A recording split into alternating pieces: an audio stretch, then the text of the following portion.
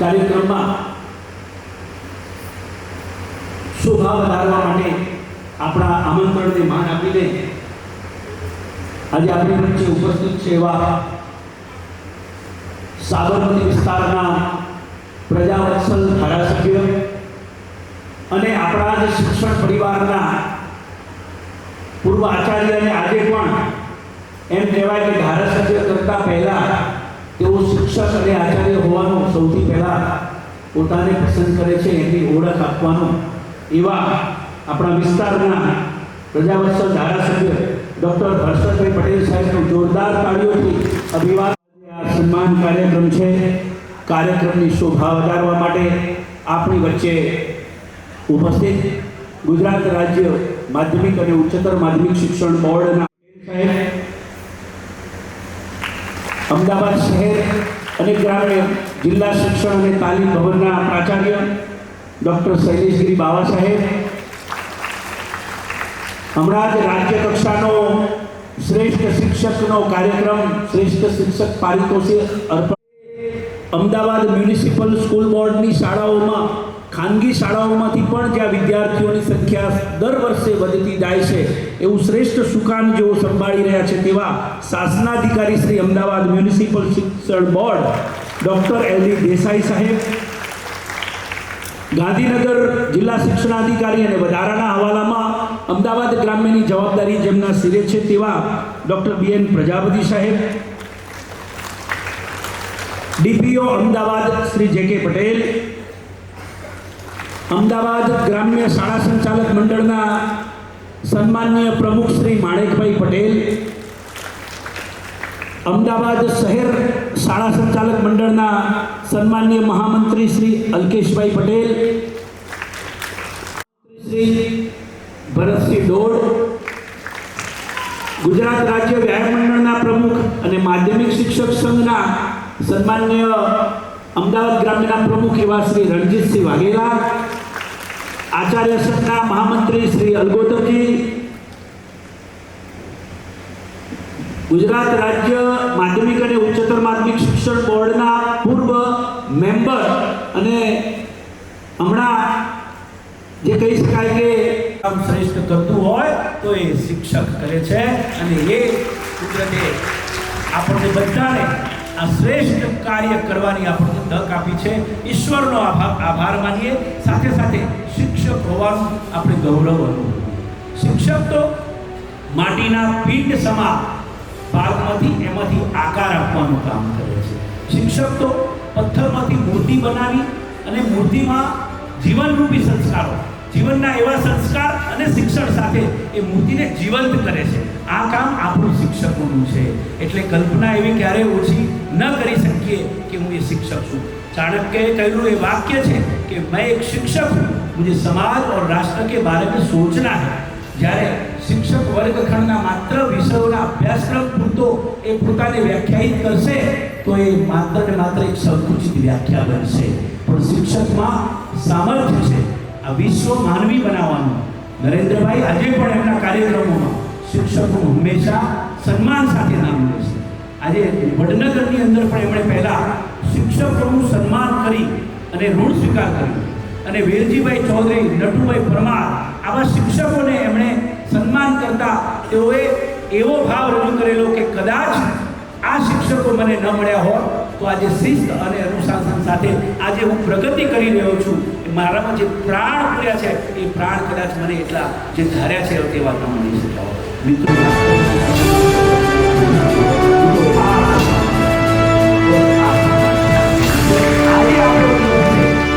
જેટલું સન્માન લેવું હોય એના માટે આપણે સન્માનપૂર્વક આપણું કાર્ય કરવું પડે. ત્યારે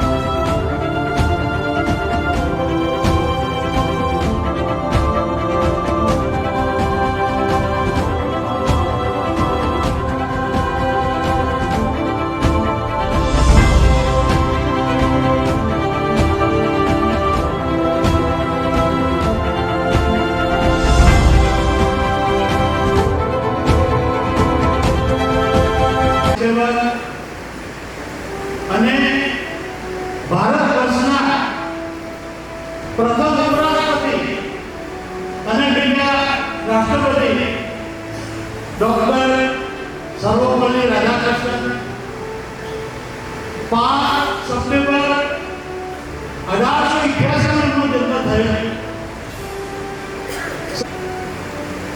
પણ એવું વિનર વ્યક્તિત્વ હતું કે જેમણે એમના જીવનની અંદર એક વિચારક તરીકે,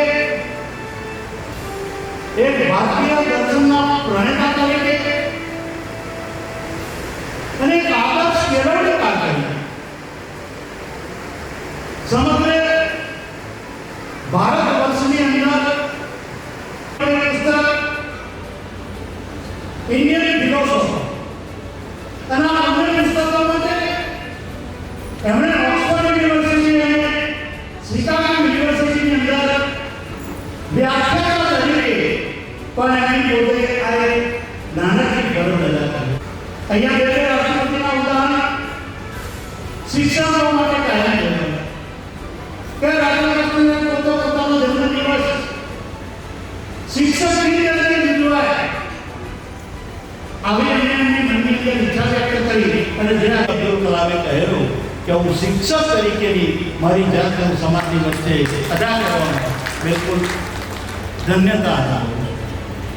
આ છે શિક્ષકો માટેનું સન્માન. અહીંયા સરસ મજાનું સન્માન. ગુરુ બ્રહ્મા, ગુરુ વિષ્ણુ, ગુરુ દેવો મહેશ્વર. તમે જો સાક્ષાત દેવાદી દેવો સાથે જેની તુલના થઈ રહી છે એવા શિક્ષક મહાશય એના 5મી સપ્ટેમ્બરે હું આમ ચિંતન કરતો હતો કે આ ખરેખર આ શિક્ષકોના સન્માનની શરૂઆત કોણે કરી છે અને દેશભરની અંદર સૌ પ્રથમ સન્માનિત કોણ શિક્ષક થયા છે? ગોવિંદો ઘરે કાકો લાવો ભાઈ બલિહારી ગુરુ આપી ગોવિંદ ગીરો હતા. એટલે આ બંને શ્લોક એવા છે શિક્ષકો માટે અથવા તો જે જ્ઞાનના પીરસવાના વ્યવસાય સાથે સંકળાયેલા લોકો એના માટે આ સમાજે ખૂબ સન્માનજનક ઉપાધિ પોતાની જાતનું વિહંગલોકન કરી એને સાત અર્થની અંદર ચરિતાર્થ કરવાનો પ્રયત્ન કરવો જોઈએ. સમાજની અંદર રોહિતભાઈ પણ કહ્યું કે આપણે આફ્રિકાનું ભવિષ્ય કરી રહ્યા છીએ. ભારતના ભવિષ્યના નાગરિકો એ ક્યાં તૈયાર થાય છે? તો શાળાના વર્ગખંડોમાં તૈયાર થાય છે. એક આગવું અને અત્યંત સ્થાન પ્રાપ્ત કરી શકે છે. એટલે આપણે બધાએ જે સન્માનિત 6 શિક્ષક ભાઈ બહેનો થયા છે જિલ્લા તાલુકા એમને પણ હું હૃદયપૂર્વકના અભિનંદન આપું છું. એમના પરિવારના લોકોને પણ હૃદયપૂર્વકના અભિનંદન આપું છું. અને એમણે જે સંસ્થાઓ બે ગુંડી ગામ મેં જોયું છે, રજોડામાં કાનબા બાપુ ગામ મેં મેં જોયું છે. આ બંને ગામ મારી નજર સમજના ગામ છે.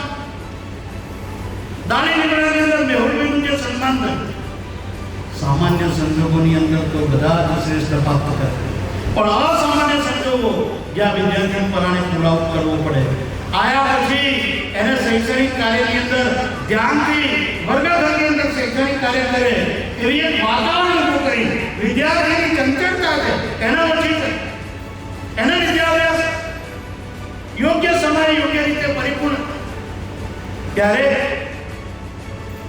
ખરેખર જે શિક્ષકોએ જ્યાં શ્રેષ્ઠ પ્રાપ્ત કરી છે. અને મારું પોતાનું એક આગવું ચિંતન છે આ કાર્યક્રમ શેના માટે શા માટે કર્યો છે? તો આ જે શ્રેષ્ઠ શિક્ષકનું સ્થાન તો સમાજની અંદર શું છે મેં તમારી સામે મૂક્યું છે. એટલે કોઈ પણ શિક્ષક વગર વિદ્યાર્થીનું જે જીવન છે એ દિશાવિહીન. આપણે કેટલાય એવા મહાનુભાવોને સાંભળ્યા છે કે મને પૃથ્વી પર અવતાર તો મારી માતાએ આપ્યો. મારા માતા પિતાની એ દેહ છે જેમને મને પૃથ્વી પર ગઈ, પણ એ શિક્ષક ના હું નતમસ્તક થઉં છું જેને મને જીવન જીવતા શીખ્યું. એટલે જીવનની જે દોર આ જીવનની દોર એ શિક્ષકોએ હર હંમેશા દરેક વિદ્યાર્થીને અને વર્તમાન સમયની વ્યાખ્યા જોઉં તો આ વર્તમાન સમયની વ્યાખ્યાની અંદર કુટુંબો નાના હતા. પહેલા તો કુટુંબ મોટા હતા. દાદા હોય, દાદી હોય, કાકા હોય, ભાઈ હોય, કાકી હોય, એટલે ઘરની અંદર 8, 10, 12, 15 લોકોની વચ્ચે કોઈ દીકરો અથવા દીકરી ઉછળતી હોય.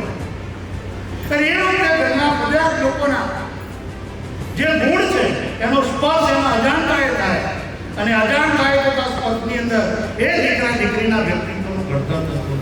અત્યારે દુર્ભાગ્યે બધા જ કુટુંબો છે એ વિભક્ત કુટુંબ. મમ્મી પપ્પા બંને ઘરની અંદર હોય. આજના સમયના જે ખર્ચા છે એને પહોંચી વળવા માટે બંને જણે ક્યાંક ના ક્યાંક અર્થોપાર્જન માટે પ્રવૃત્તિમાં રહેવું પડે. આવા સમયે દીકરા દીકરીનું ઘડતર કરવાની જવાબદારી આ શાળાઓની આવે છે. એ શાળાઓએ એના મા બાપની સાથે સાથે આપણે કહીએ છીએ ને કે દરેક વિદ્યાર્થીનું બીજું ઘડતર, એનું સામાજિક ઘડતર ક્યાં થાય છે? તો બીજું એની શૈક્ષણિક સંસ્થાઓની અંદર થાય છે. તો અહીં બેઠેલા સૌ શૈક્ષણિક જગત સાથે સંકળાયેલા છે. અને જ્યારે નરેન્દ્રભાઈએ શાળાને વિદ્યા મંદિર બનાવવા માટેની પહેલ કરી છે ત્યારે શાળાના શિક્ષકો, શાળાના વિદ્યાર્થીઓ અને એ સ્કૂલની અંદર ભણતા જે સમાજના દીકરા દીકરીઓ છે, સમાજના સૌ વાલી મિત્રો, આ 4 લોકોએ સરકાર તો વ્યવસ્થા ઊભી કરી આપી. શિક્ષકો મારી, વિદ્યાર્થીઓ મારી, બધા શરૂ થવાનો બેર છે. જેટલા પ્રમાણનો છૂટવાનો બેર ગમે છે તેટલું શરૂ થવાનો બેર. તો સમાજની અંદર આપણે પરિવર્તન આવી શકીએ. શ્રેષ્ઠ શિક્ષક પારિતોષિક યોજના શું છે? કેવા વ્યક્તિને આપણે શોધીએ અને તે સંશોધનનું કાર્ય કરે, સમાજ માટે પ્રેરણા